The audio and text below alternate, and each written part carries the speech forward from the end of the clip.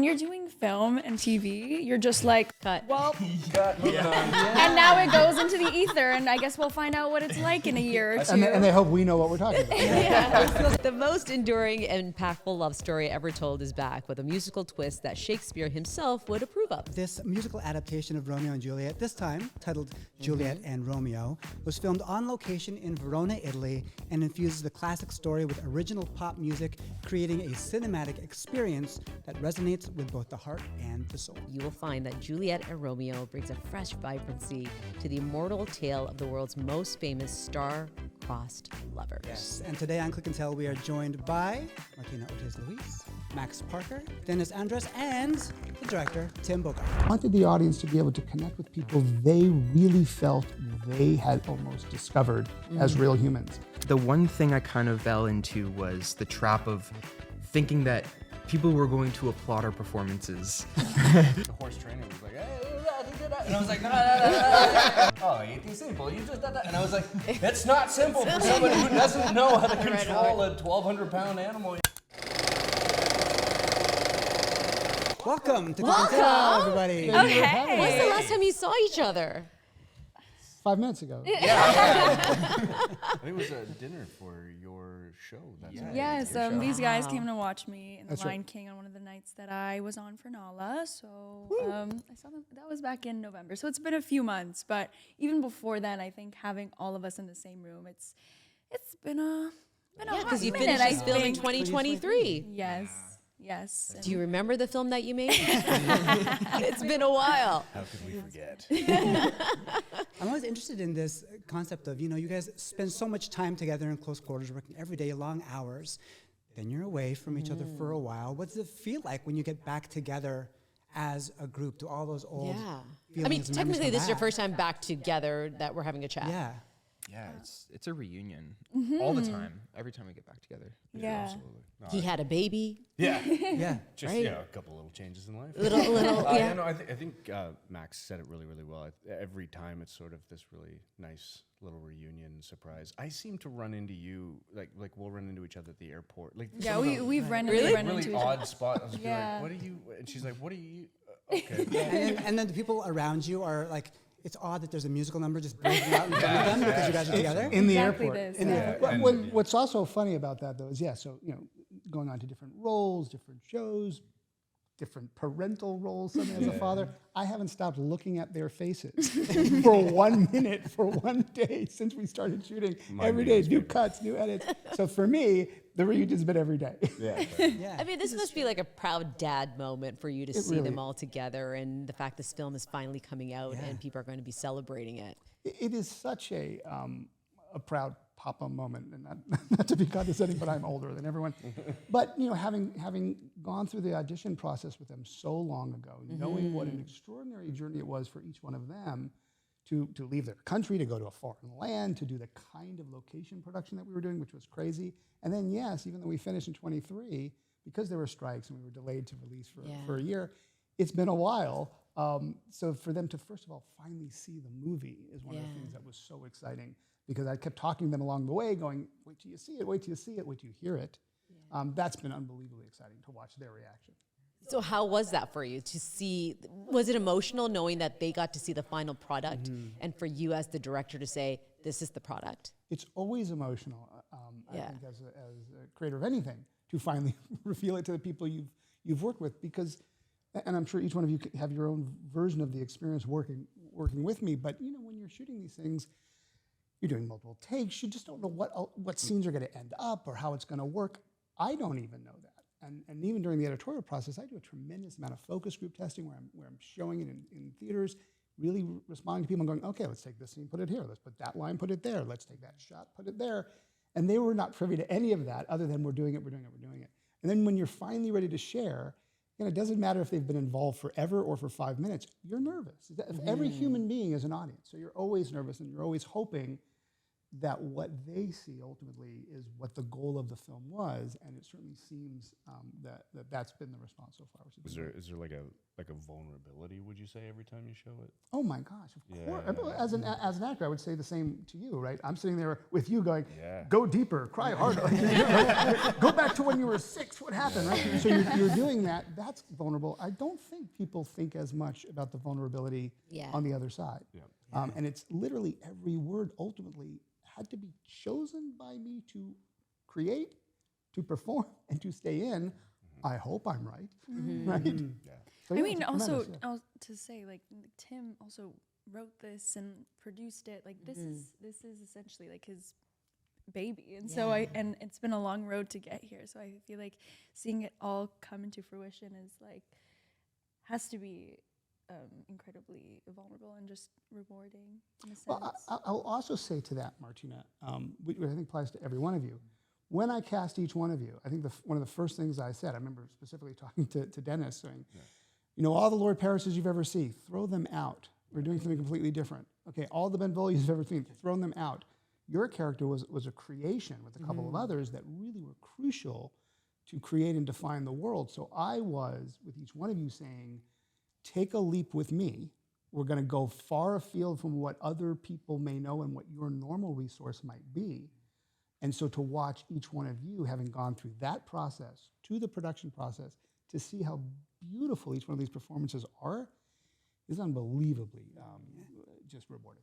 You know, Shakespeare's performed every day by people all over the world. Romeo and Juliet can be said the same thing of that. When you guys were getting ready to, you know, perform this version, did you have to throw expectations out the window for this? Like, what was it like for you mentally getting into the game? I mean, it was easy for me a lot of times, actually. I mean, we were shooting on real locations, right? So, you know, going on set where we were right by these castles with like these live sets where, you know, people were walking around. We had so much stuff to make us feel like we were actually there living what Tim wrote, you know? So that made it easy, at least for me personally. I can't speak for you guys, but Yeah, no, I was just talking about this. Tim did a really great job sort of reintroducing the idea that we had of the actual story. And he sat us all individually down and kind of gave us a very thorough explanation of sort of what he had in mind, asked us what we had in mind. And it kind of took, for lack of a better phrase, and please correct me if I'm wrong, but I feel like his attention to detail and his thoroughness allowed him to do what he needed to do on set and gave us enough, the tools that were necessary to sort of carry on like that vision that he sort of painted for us. And I think that's probably true for most actors because he took the time to kind of explain what his vision was and painted this picture for us. And then to Max's point, we'd show up and we'd have Dante Ferretti's set, like all these beautiful, vibrant colors. And then, you know, we get into this like 14th century wardrobe that was designed specifically for our body. Yeah. And then, you know, throw in a few espressos and they set us loose in Italy. And we're like, holy shit, okay. I see where you're going with this, Tim. And then like the visual that he sort of painted for us in the meetings that we had like sat down and went over the characters and went over like the look that he was going for. And, you know, the music being its own character and, you know, the rivalry between the two families. Our job, after all of that, our job was just know your shit and show up. Right? He did everything very thoroughly for us. So when you say, picture this, it's going to be a musical. That's exactly. Is that how you did it? Like, can you see it? Yeah. Like, how was it described? And you're in like, front of me. I can't speak on everybody else's behalf, but for me personally, we were sitting down, I had just gone to Italy, we were sitting down over dinner. I had just gone to Italy. And It's a tough gig. It's a tough gig. having a meeting in Italy, I'm still worried, you know, shaking off the dust. No, like we sat down, we had a bite to eat, and he just like painted this picture for you, and you showed up, and that's exactly what they sort of. Really? Pretty much. But I'll tell you, they're skipping over a really important part, which I know we always, as directors or producers, hope we will get from our performers. I will tell you, having done it for 35 years, you don't always. And in this case, that was not the issue. Each was a one of them, nightmare. he was impossible. No, each one of them had enormous requirements above and beyond just the actual dialogue and or the performance. You know, Martina plays this character who is an extraordinary performer in real life. It's not meant to be musical. It's meant to be it's Friday night, people are at the club, and that's where she is. But that means, of course, she has the most spectacular voice, but what's that performance look like? How are you going to dance? How are you going to dance in those particular clothes? Oh, one funny, very quick story. One of Martina's biggest numbers, called Better Than This, is an enormous welcome to Verona. We enter the town square. Everybody's there for a big Friday night. She's got incredible choreography. We have the most spectacular costumes designed by our costume designer, Luciano Capozzi. And he puts on this breathtaking outfit, and I'm across looking at 200 extras trying to figure all this out, and I just see Martina across the way, and she looks stressed. She looks like there's something going wrong. Oh, no. And she should be, because there's like fire and horses. But I went over, what's going on? She couldn't dance because the dress was too long. Now, our costume designer was all the way down the mountain, and we didn't have time to get him back up. So I'm saying to the other costumers, guys, we have to just cut the it, bottom of her dress. Like, blasphemy, you can't cut it. I literally run up and grab a 1301 stand-in dagger and go to her dress to the shock of the entire crew and just cut the bottom of her dress off. You can't see the film, and of course she's able to do this miraculous thing. But to get to that moment were weeks and weeks and weeks in Italy of choreography. So this became so second nature. For these two, a very important part of the film was the authenticity. That was number one. We knew we were going to be taking the leap of music, as you just said. And if the rest of it wasn't so grounded, I didn't think there'd be anything to hold it down. So there's not a single stunt person standing in for one of them, not for the fights, not for the swords. Every day, these guys would wake up, all of them. All right, well, we're going an hour outside of Rome to do horse riding. Then we're going to sword training. Then we're going to, fight choreography. Then we're going to dancing. Then we're going to vocals. So yes, I would be able to say, hey, look at the world. But for weeks and weeks and weeks, they were just dunked head first into the world. So by the time we got to the set, they were the characters. It was amazing. Fully immersed. So Fully immersed. You did the homework. It was amazing. While you were there. Yeah. The training you mentioned, there's all this type of, which one did you hate and which one did you like? I'll be honest. Don't get me going. No, go for it. Let's hear it. While you're drinking your espresso. I'm not doing that. God, I mean, I was pretty lucky because I pretty much just had to go into like choreo rehearsals and then record a lot of the music. But yeah, I think I actually really enjoyed the rehearsal process. But once again, I was pretty lucky. I didn't have to like constantly fight the other guys and get on horseback and deal with that stuff. So I'm going to pass that over to you. So you loved it. You loved the whole process. I loved it. It was quite funny because sometimes like the guys wouldn't actually be there because of course it was kind of like being in university and having our different courses and our schedules weren't always completely lined up. But sometimes they'd be at stunts and sometimes I wouldn't have, the guys with me to dance with. So I got to like work with a lot of the fabulous dancers that we have on side. But it was funny because then when Nick finally came in, then obviously the vibes changed a little bit and you have to adjust. But you guys had to do some harder stuff. That was Nicholas Padani who plays her love interest. Yeah. It was wonderful. Sorry. I think we're gonna agree on this one: the horse riding, or maybe not. Oh my God. What happened? There's a story there. Story. There's a lot of stories. I get like I don't. How much No one time fell. do we got? No one fell down, right? Like nobody got. No, I okay. had a really skittish horse the one day, and they were doing construction nearby, and like any loud noise would set this horse off. So it was. Which is great on a movie set. Like, oh my, it was, so we were, and like the problem, I think like the major problem that we ended up running into was it was just like a language barrier, right? Right. I don't speak any Horse. Italian And the or horses horse. spoke Italian, obviously. Nay, you just pull back, and like, so it was like a loud bang, the horse went bananas. Oh no. And I'm like, the first thing I think of is just like pull the reins in, heels into the stirrups kind of thing, right? And the horse trainer was like, hey, and I was like, no. So I'm like, I need to dismount. I gotta get off. And he's like, yeah. So I ended up getting off, and he's like, what is the problem? And he kind of hops on, and he kind of experienced the construction, and he's like, oh, it's simple. You just that. And I was like, that's not simple for somebody who doesn't know how to control a 1,200-pound animal. You know what I mean? So that was a little nerve-wracking. And then like the dancing, it was really. I was just talking about this. The dancing for me, I was kind of. We had unbelievable choreographers. They were Cooperman Brothers. Yeah, Cooperman Brothers and Jordan. She was unbelievable, and they were very patient. And they would do like they knew they were like. They could look at you and be like, all right, I know what your problem is going to be. So, so they looked at me and they were like, all right, we're going to record you.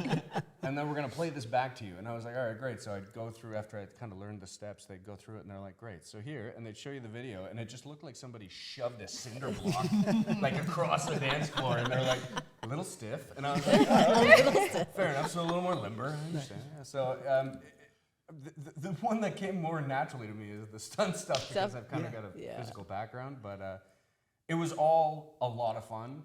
But I mean, like, you don't know what intimidating is until you get on a horse the first time, or you don't know how stiff you look in a frame before somebody's like, loosen off a little bit. Right. What about you? That's true. I think. Wait, do you have that footage of you trying to dance? Yeah, I'm a ballerina, but only in my back. Yeah, I would We would love love to that see for it. this. That we just insert That's right. that in there. How are you two more left confident? Like, let's say you're going to a wedding tomorrow. You're confident now that you can get out there and like lead the party. Oh yeah. Well, I mean, anything Jack Daniels infused, right?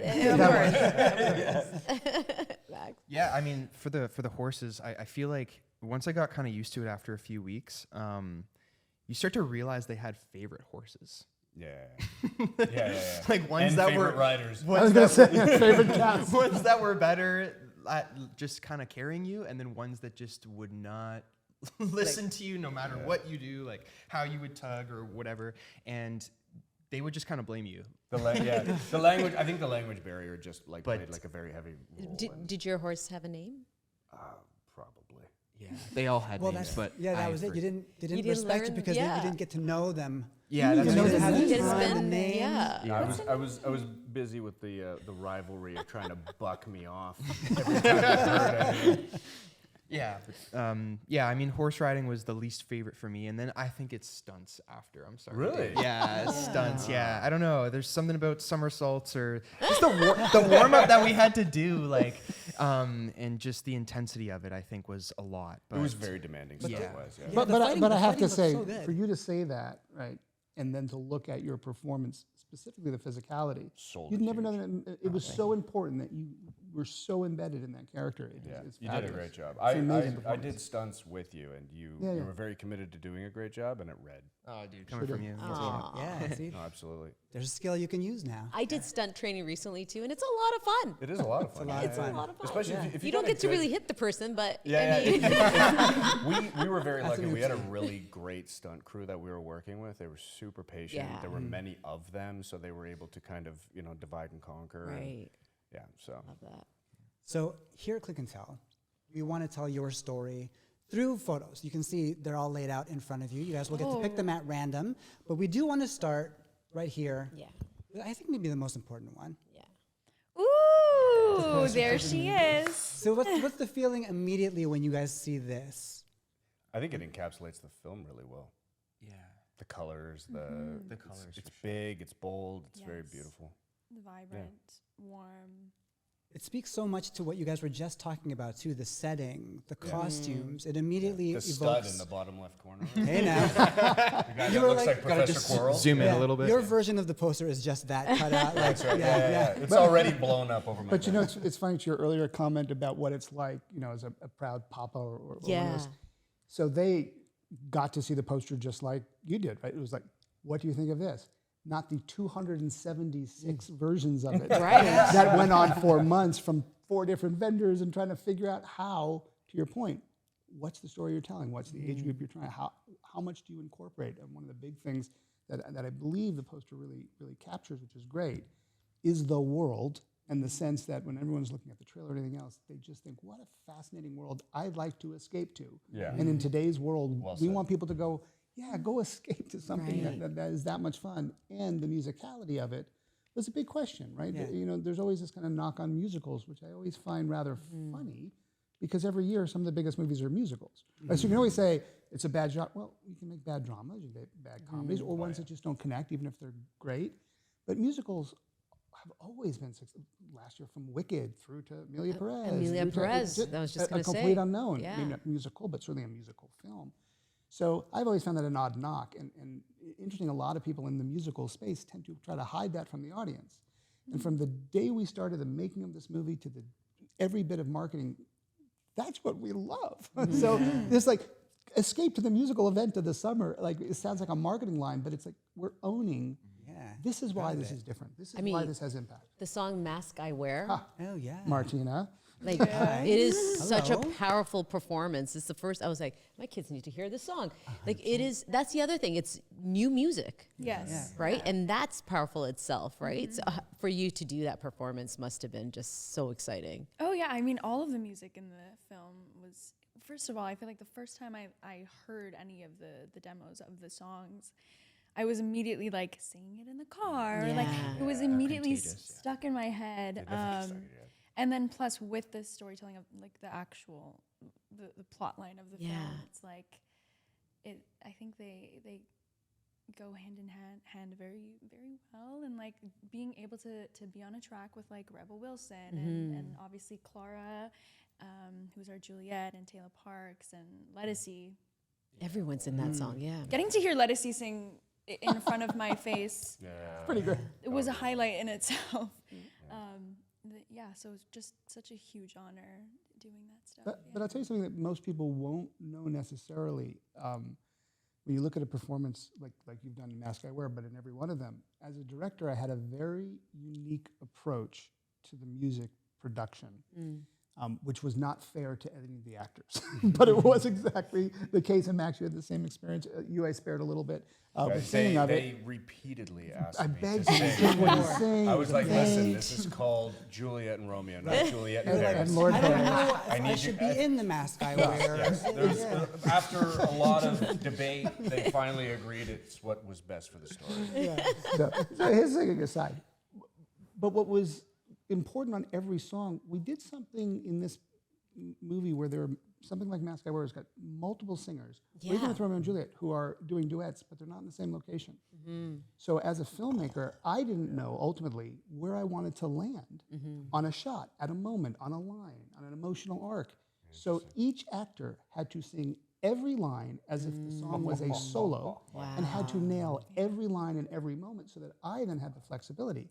Then during editorial, I drove people insane by continually changing what I was doing, and then I would send it back to the music production team and say, now make that version.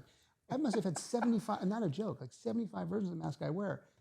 On the home entertainment stuff, when people buy it at home, there are other versions of some of the songs with you, Martina, where you can see completely different versions of the songs played out differently with all the characters. So that in and of itself was such a complex thing for each artist to have to do the entire song as a solo, knowing that it was ultimately going to be incorporated into this sort of ensemble piece. That's insane. fascinating That's musically. like, that's like editing an entire film. Itself in Of one one song. song. Yeah. But it speaks so much to the power of casting the right people that you can trust to be able to make something like that work. When you were picking out these beautiful faces to be in this film, Just relax. this beautiful dancer besides you, to be in this Singer. film, how did you know that you were landing on the right people? Boy, ultimately, it truly is gut, because casting is the one thing in the world that there's no coming back from. You make a mistake, I don't care what kind of, shooting on an airplane, jump, it doesn't matter. If you have not cast it correctly, you can never reclaim that. You just can't. I knew going in there were two things that I wanted to do from a cast standpoint. There were certainly older characters, grown-up characters, that I felt really organically and sensibly could be cast with some wonderful people that we knew, but also even there, choosing Rebel Wilson, the great comedian, to be Lady Capulet. It's a wild choice on our part, but a wild choice on her part. Right. And I knew what she could bring to that character because I knew what I wanted to do with the character. It was a different Lady Capulet than we had seen before.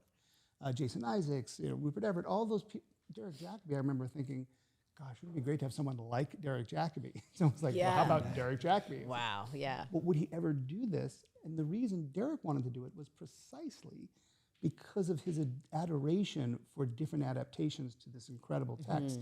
And so he just thought, what? I can rap in this one and have a face a hand put in my face? That's a different version than I've ever seen. Let's do that. So I knew that there was that. But because we were taking this incredible leap of the musicality of the piece, and even some story points that go back to the original source material, not Shakespeare, it predates Shakespeare, I wanted the audience to be able to connect with people they really felt they had almost discovered as real humans. So that then took a leap of, I knew I wanted a lot of fresher faces on the public square side, on a big film like that. And so that meant really casting calls, just blind casting calls. So you're literally going from video links to then sessions with people. Right. And especially in today's day where so much of it's done virtually, you're trying to do that, online. And ultimately, the conversations we all had were far more important than the performances. Of course, I saw performances they had done. We did some reading. But it was the conversation with each one of you about what I wanted, what you each wanted, what we thought we could do together that ultimately told me those are partners. I know how to work with them. I don't know where we're going, but I know how we're getting there. And that really was a testament to each one of them. Yeah, I feel like there's always parts of us in the role too, and you just did a fantastic job with us in bringing the human side of us out into each role. Like that's what I really felt in doing this film, and also just giving us the time and space, truly, to kind of sit into everything. That was like your saddle. Like my saddle, yeah. But seriously, yeah, that was important, at least to me. So yeah, that was something that I think You got to do it in Italy. I mean. Yeah, in Italy too. Yeah. I mean, it was okay. Yeah, you can't beat that, especially like in a day and age today where you end up with 150,000 edits just for one song, special effects and all this other stuff. And then you get to play in Italy, you know what I mean? Like in these authentic, like next to no green screen besides maybe a little bit of back.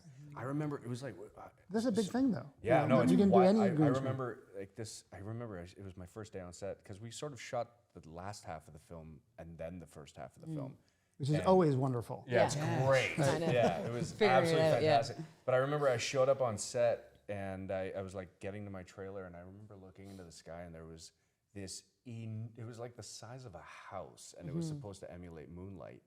And I remember just being like, what in, like, how long did they start setting this thing up at noon? You know what I mean? Like, it was a night shoot. So cool. But like, that you've got, like, everything was just real. It was authentic. And really at the end of the day, after having a conversation with Tim where he kind of touches base on his vision and his ideas, and then you show up and he's done the actors this favor of providing them a moon on the authenticity of a bridge in Verona. That's true love. I'll give you the moon. It was actually called, in Italy, they just said moon, right? Because we had 4 mini moons on this thing. But what Dennis said, which was so true, and a testament again to each one of you, this happens tragically on virtually every production where the most emotional thing that you have to do over the course of 4 months, you have to do on day one. Right. Right. They haven't met each other. These people kind of knew each other, but people don't know each other. The crew doesn't know you yet, right? You've done prep, but you haven't really been in the. So on day one, we're actually in the real Verona, shooting on the main bridge in Verona, which is the place for so many critical moments in the film. But most importantly, perhaps one of the most critical and consequential sequences in the film with incredible emotional import from each character required. And it's day one. So people are just kind of figuring, is this how my clothes work? How do my shoes work? And we're on this bridge and shooting this incredibly challenging stuff when I knew I only had a couple days to get as much wide stuff as we could. I literally at one point, I don't know if you guys remember this, we're so out of time, I grab a camera on my own. I'm sitting there laying on the ground trying to snipe close-ups of these guys. The Italian crew thinks I'm a crazy person. I don't know how am I going to earn back their trust for the next 4 months. But you end up truly in almost every movie thrown into the deep end at the beginning. And these guys were just literally, let's do the most emotional stuff I need from all of you today. Welcome to the show. And they did it. And it's just breathtaking performance. You said challenge. What was the most challenging part of the film for you? How much time you got? Yeah, I know. Just Can give you me pass him one. his phone? I'm sure he's got I'm this. sure he's involved with Dennis, but there's one particular thing that must have been just like, I need to get this right. This has to be the moment for me. Probably me. Well, so that's it. You know, separate from you guys specifically, but ultimately, when making a love story, if you don't nail that chemistry, Right. Similar to the cat, you ain't got nothing. Now, when I cast Jamie Ward and Clara Rugard for Romeo and Juliet, we had done a screen test, and I remember sitting in the monitor going, okay, the chemistry's there.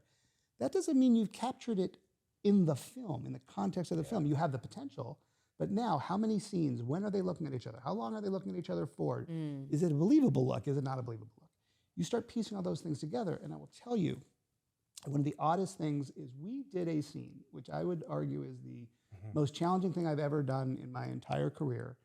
I had the craziest idea when I wrote it. I had a crazy idea for months and months how to make it, and it basically was at the end of the famous balcony scene, Romeo and Juliet were escaping the Capulet estate to this incredible song, Don't Look Down. And as they escape off of the castle, I had this insane notion that I would have this fantasy sequence, because the movie keeps moving into this, we're in this inner fantasy of their lives. Yeah. So I was looking to make that the crescendo moment. And I come up with this idea that Jamie and Clara, Romeo and Juliet, will suddenly appear coming flying off the top of a castle with these incredible, beautiful banners, and they will stop, and then they will suddenly dance, balletic, on the castle wall as they sing to one another. So I say this, and everyone thinks I'm kidding. It's almost like And now it goes on for months, and like, you're not kidding. We start searching around the world. We finally discover this troupe in Venice, Italy, who specializes in doing dancing on real castle walls. Because remember, you have to stable it properly. You have to make sure the safeties are. You can't ruin the castles, because these are all historical things. So we find this group.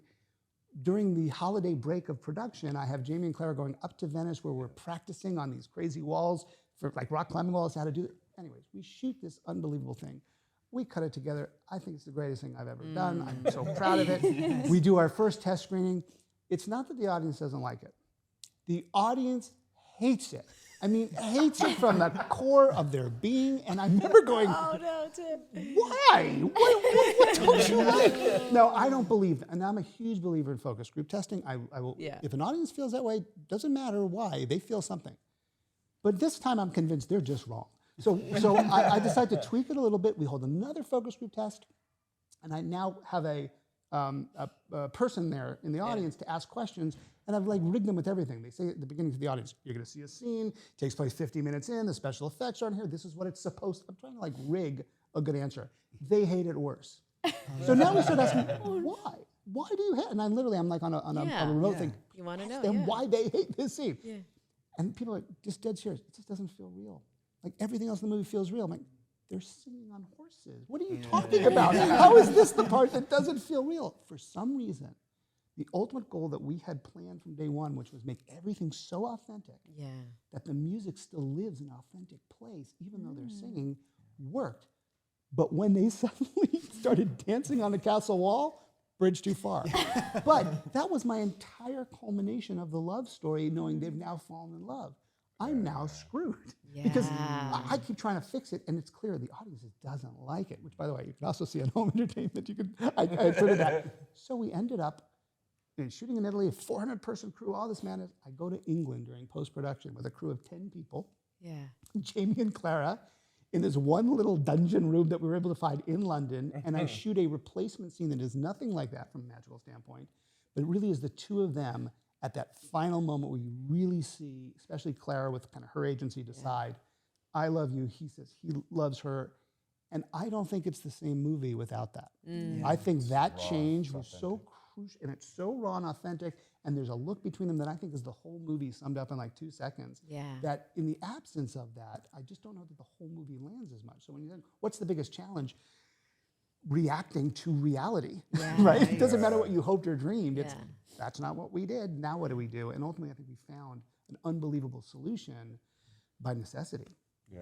Telling the story of love. The story of love. All right, pick a photo. Oh my God. One for, well, you can start one at a time. Yeah, okay, you pick one first.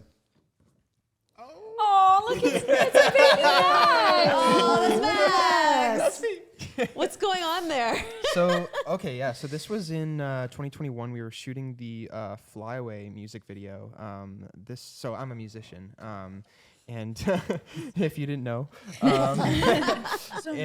yeah, we were just doing the studio thing in between interviews and stuff because we were still kind of shooting like just after COVID, so we couldn't do like a super confined thing like with a whole bunch of people. So we had like 2 or 3 people on set like with cameras, and we just did this little tiny studio music video that I think is really awesome.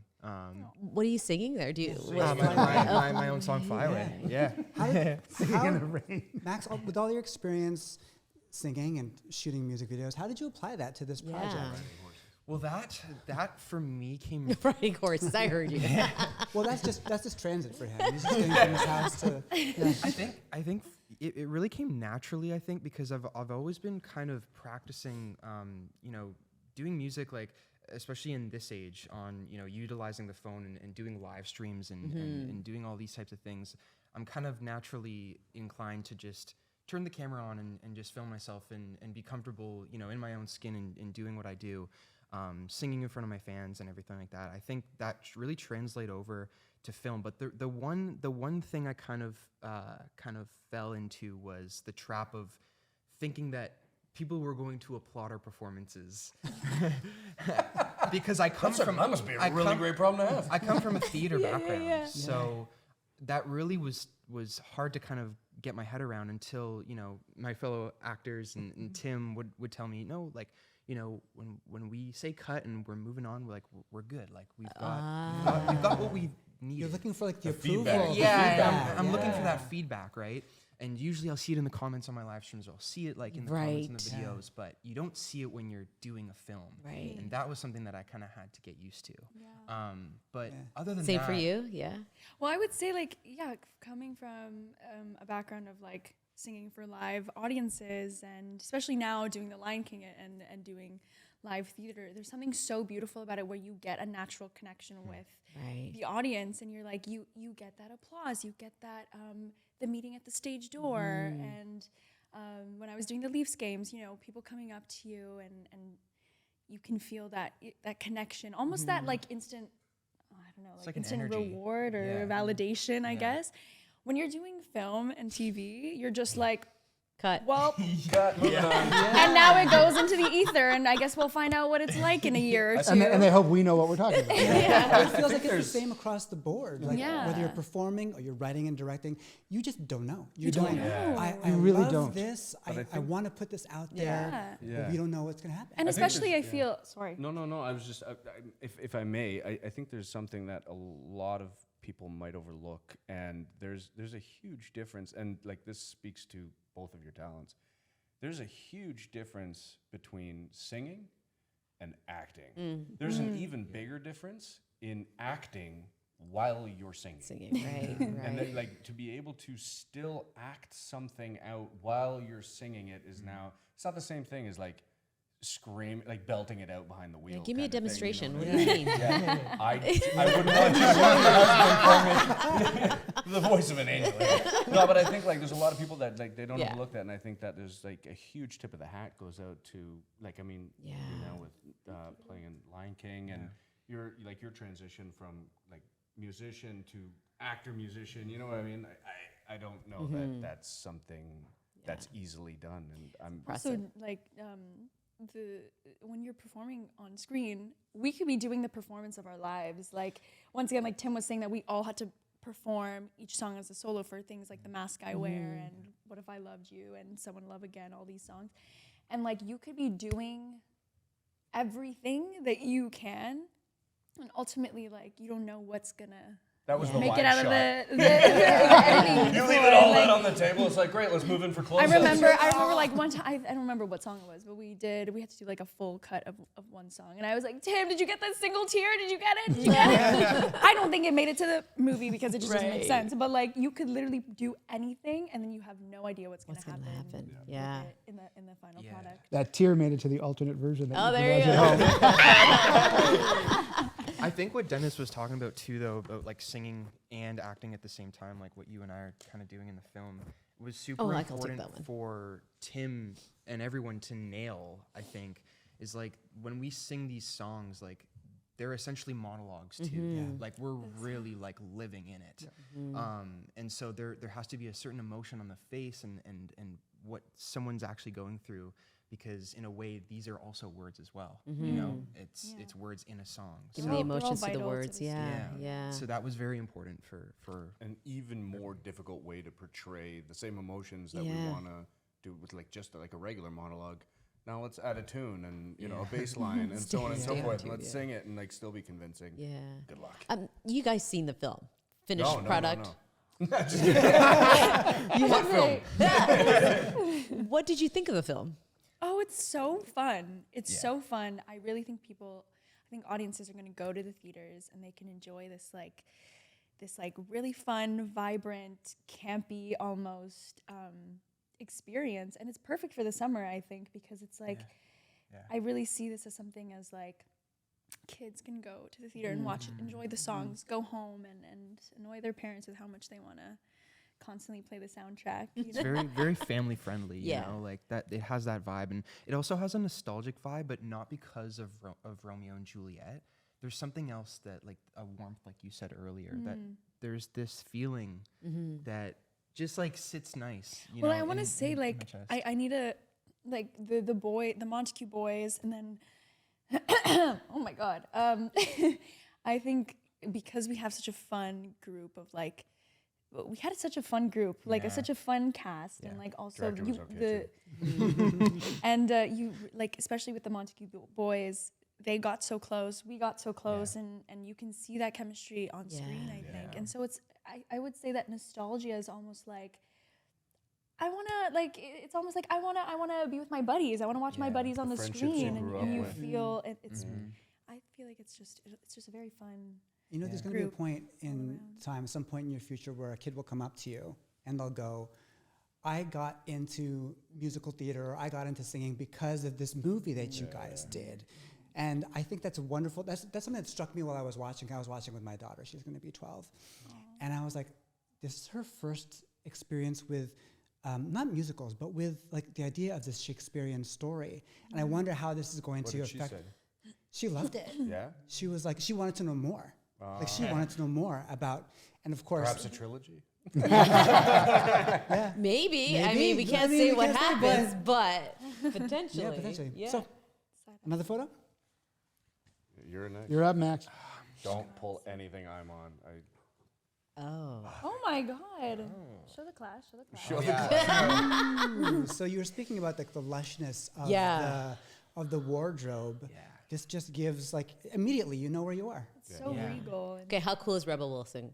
Like, So Pretty can cool. we? She's pretty cool. Yeah. I mean, it was wild. Like I can't speak on every. So my very first day with like I know her from comedies. That's what I know her from. Yeah. So when I show up on set, I'm like, I want to riff with it. You know what I mean? Like I'm ready. Let's throw down. And she's just so kind and gentle and kind of soft spoken. And I was funny. like, She's funny. But I'm like, oh, this okay, all right. And then, we have a scene where we share a couple of looks, and she like stares into your soul, and I was like,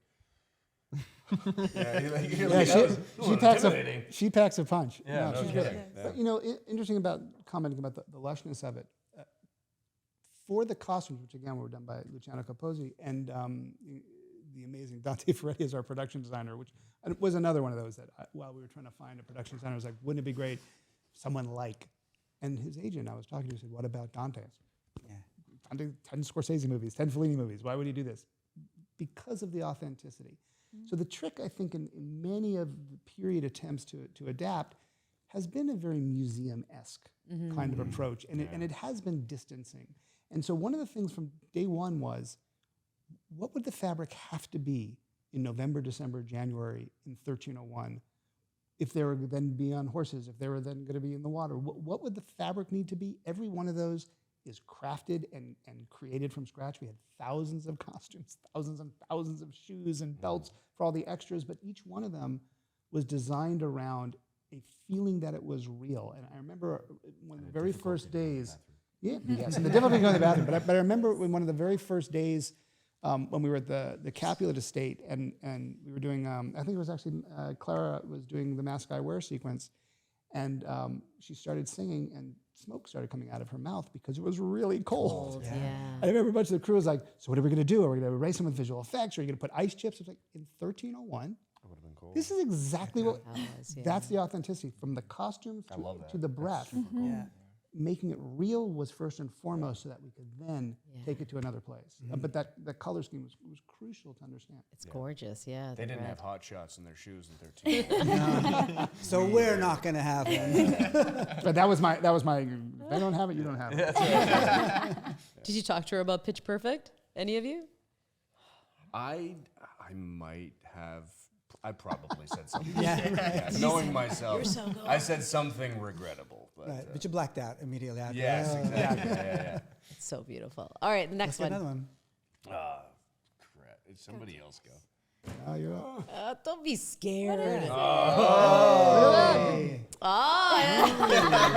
It's me and Kit Harington and Xavier Dolan on the set. Xavier Dolan. I was there too that day, probably. Probably. I was a I was at reporter the- for I was that. at the TIFF premiere for that.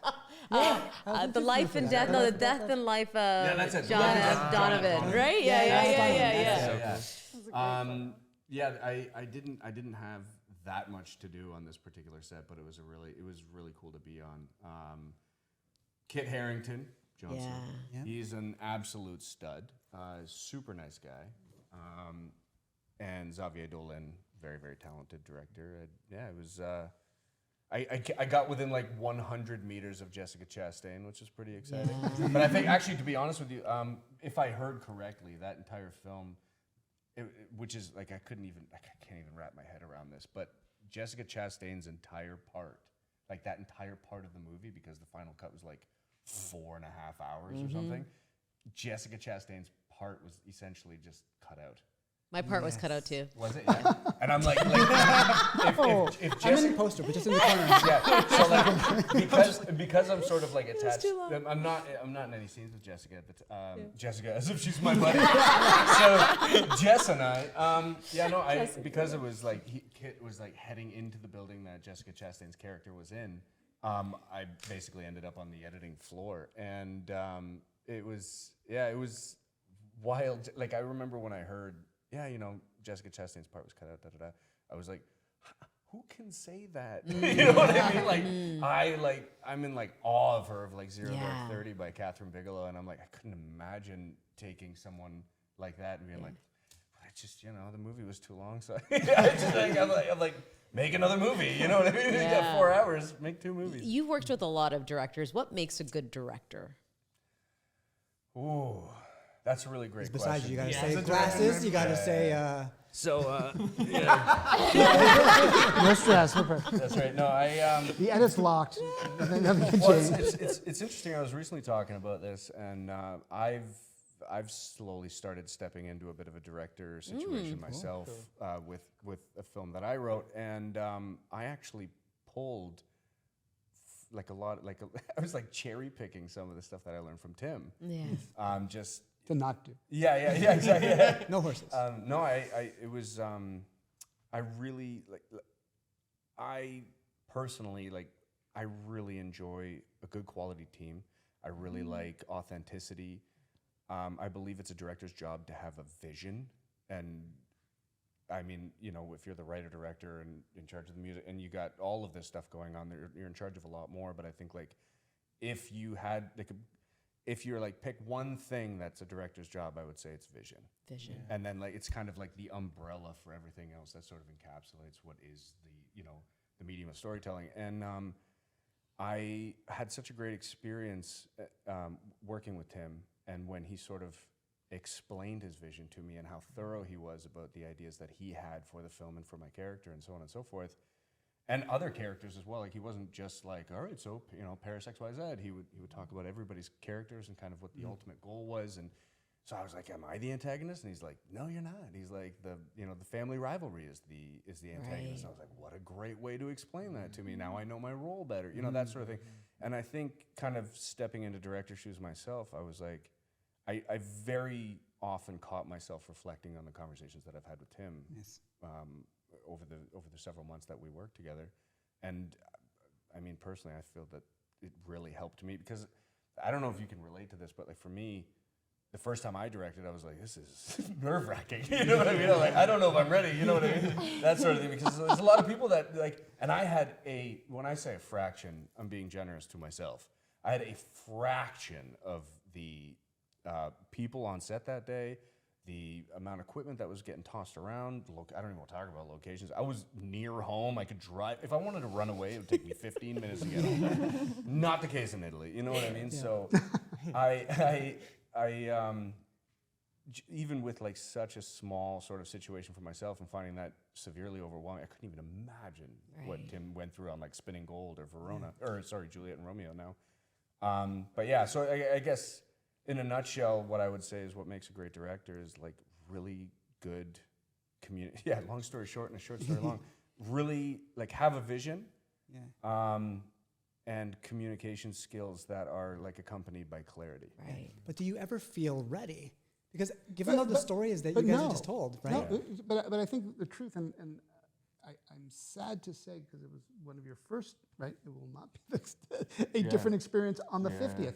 So I actually remember speaking to Mr. Spielberg a couple years ago about this question. By the way. My friend. Well, so as a general rule, anytime I was ever blessed by meeting kind of one of my heroes, I always left it to myself to say, can I ask one piece of advice?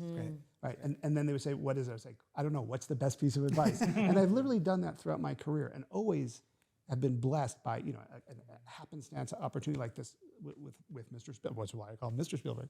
I remember asking him that question, though, about, you've been doing this forever, and perhaps no one's ever done it at the level that you've done it. What does it feel like every day? He's like, it's terrifying every day. Now, how much it's really terrifying to him, I would actually argue it probably is, because I know no matter how much prep, and talk about decades later doing this and having been in a million sets, you've never shot that scene with that group of people, with that crew, under those circumstances ever before. You don't know how it's going to resolve itself ultimately. And so on your way to set every day, it's like, I literally have no idea what's about to happen. And I don't know how many other jobs in life with that kind of time-sensitive stakes exist where you don't know. And so one would wish you finally get to a place I'm really confident and I know my shot list. It doesn't matter if you've shot list, not shot list. You arrive on the day and the building fell down, or the person's sick. Or is it safe to say, like, being a really great problem solver is probably just like the number one tool? I would say that twin with your other comment, which was super important about a vision. I think the biggest thing about having a vision is being flexible enough once you know your vision to both adjust and maintain the vision with other components. So I've got this vision and this is the stuff I'm gonna make it with. Okay, I've lost all that stuff. I still have the same vision, but now I've got this stuff. So how do I take this stuff and get, so one is maintaining the vision and the other is, how do I keep solving the unexpected without anybody knowing that I just had to solve the unexpected and get to the end result the same way, just maybe through a different path. And so it is flexibility, but your vision is everything to start. The flexibility to adjust and maintain is everything in the end. Can I ask him one more question? Sure. What's your best piece of advice? Have a seat. Just relax. So my next question. Yes, sir. I get, like, of all the advice that you got from people like Steven Spielberg, would you say that the best advice, quote unquote, that you can get is just experience? Like, is there any advice that you've ever gotten that trumps the experience? There's one piece of advice I've used perhaps every day in my professional career, and it was a billion years ago. I was write this down. No, I've written It's it on down. camera. It's in my brain forever. I was working on a movie called Gorillas in the Mist with Sigourney Weaver. It was a fabulous movie, and I was on the Just Sigourney Weaver. the scoring stage. I didn't work with her. I was on the sound stage, and they were doing the thing. I got to see her on the screen. That was fun. And there was this incredible editor/fixer named Stuart Baird, who was brought in by the studios at the time, because there was a lot of like music video directors who were making movies, but maybe not all the way they wanted them. And so he would come in and was a fabulous fixer. And so I remember asking Stuart, same question, Mr. Baird, piece of advice. And he said, if you can't afford a dolly, design a shooting style that demands a shopping cart. He said, because if you decide, I want this to be smooth, and you try to make that work in a dolly, in a shopping cart, but you want it to be smooth, all the audience is going to go is, well, that's not smooth. Whereas if you decided it's a cop scene and there's going to be energy and you're doing this thing, all they're going to go is, that's really cool. So get 2,000% of what you want, not 50% of what you can't achieve. Right. And you can apply that to virtually any task in filming. Just go through a different door, because I know I have this, I don't have that, so don't try to chase something you can't do. Solve it by doing something you can do and you can do brilliantly well, but you have to be self-aware to know what you have. That was the best piece of advice I ever had. That's awesome advice. Yeah. Just following up on the vision, I know we were wrapping up soon, Yeah. but the vision of when you're making the film, is it more scarier than the vision when the film comes out? That's a great question.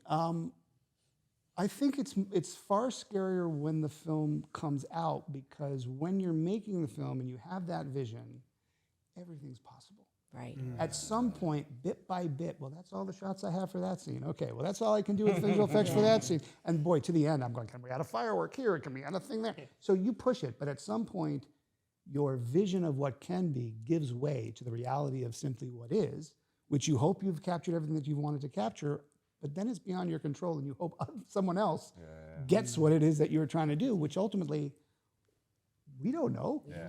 We just don't know. So you painted this really vivid picture for us. Yes. Is what you had in your mind and what you explained to us what you got? Barring the rappel scene. Barring the rappel scene, but I would say with great confidence and great personal joy, this film is what I dreamed it could be. I don't ultimately know how people will respond. I know what I set out to do, which was rather bold and challenging in some places. When I watched it, that's what I wanted it to feel like. Yeah. So I That's hope special. audiences feel the same way. Congratulations. That's awesome to hear that. That's Okay, one more. Yeah, Okay. let's do All one more. right, Tim, let's do it. Better not be me. Oh, that's it. Yeah, you guys are picking yourselves. Go on. So go on. So this is a younger me, not too much younger. I look a lot more awake. With the great actor Jeremy Jordan, who played my father. Just Jeremy Jordan. Yeah. Who just actually opened on Floyd Collins in New York in the musical. But Jeremy played my father in a movie, Spinning Gold, that I did about my father's life, which was quite something. Crazy. The whole theme for you that you were getting into this film and then researching about that too, music that just runs through your life. Yes. That film, the music is so important. It tells the story of you and your family. This film is so important, or the music is so important in this film. It is the poetry that people that read Shakespeare. It's the new version of that. Talk to us about why music is so central to your work. Boy, for whatever reason, and I have to believe it's because of the familial life that I was born into, where literally every day after school I was at the record company that my father ran, and I was at every concert, and so music was just part of the food we ate. I mean, that just was part of it. Have you seen Spinning Gold? I haven't. It's a few years ago. If you few watch years it, ago, you'll right? understand exactly. Yeah. Well, how the music is. Yeah. But so I think from the very beginning, music had such an important part.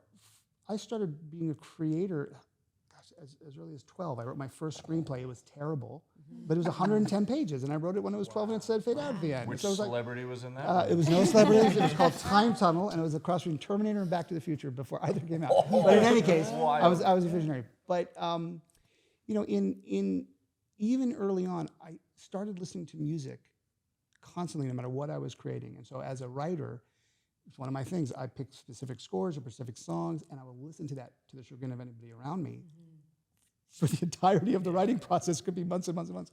So music always played a place in terms of just how it fed me, how it spoke to me. And I never understood really the differentiation between something visual and something auditorial. And so from the very earliest stages of my career, I always saw music as a very different thing. You know, for me, no matter what line of dialogue I might craft or what great visual I might create, I don't think it's as impactful ultimately with the right look, with the right eyes, with the right little harpsichord ding. There's just something otherly and otherworldly about music. And it bilingual. It is. It's another language, and I think people don't think of it so much as it's not just another piece added. It really could be the driver. And so certainly with Spinning Gold, but certainly with Juliet and Romeo, Juliet and Romeo is 2 hours and 1 minute and there is 1 hour and 55 minutes of music. I mean, that is astounding. There's 6 minutes without music. You notice And it's a very combination of song and score because Yeah. it is the tapestry of everything. And just kind of one little follow-up that one of the things that I always do, but did it very in a great fun way in this one, is I play music for the crew while we're doing it, while we're shooting, because the camera is going to move not randomly, but that crane has to have a musicality to it, to the music I know is going to play into it. Right. So we actually pump the music into everybody's earpieces. The humor there being a bunch of 55-year-old Italian men running around at lunch, which is at 4 o'clock in the morning, singing all these songs. So you just know Tapping their foot. there's something about the music that speaks to them in a way that's otherworldly. Yeah. And so it's always been a part of my tools. It's not something separate. I don't Do you know how to do sing? it without it. I do. Oh, you do. Okay. I'm not going to now, not in front of these people, not in front of these voices.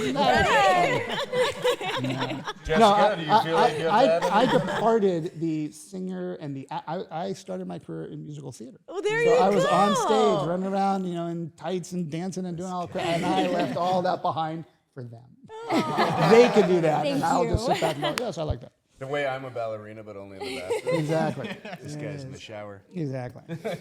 We're so happy to see you so happy about the film, right? Yeah, We talk to a lot of directors, and there's always this, or want to do this. But it feels like it was perfect for you. Yeah.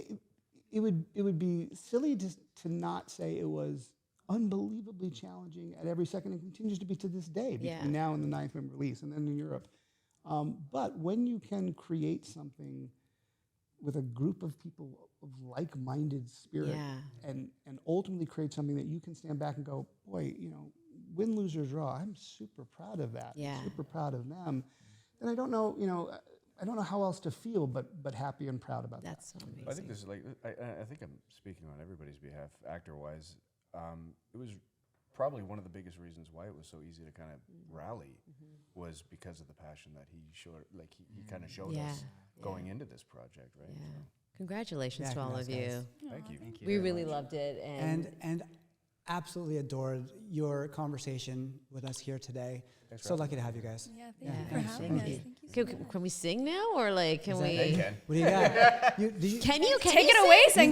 You got the master, She'll right? be Everybody- coming around the mountain. Oh, You don't want me to sing. I have to tell you a story later. Now's good. But yeah, can you give us a little taste? That's up to you guys. How's your acapella? God. It's only been a couple of years. Oh my If you remember anything, that's kind of. Somebody drop a bass line. Oh my God.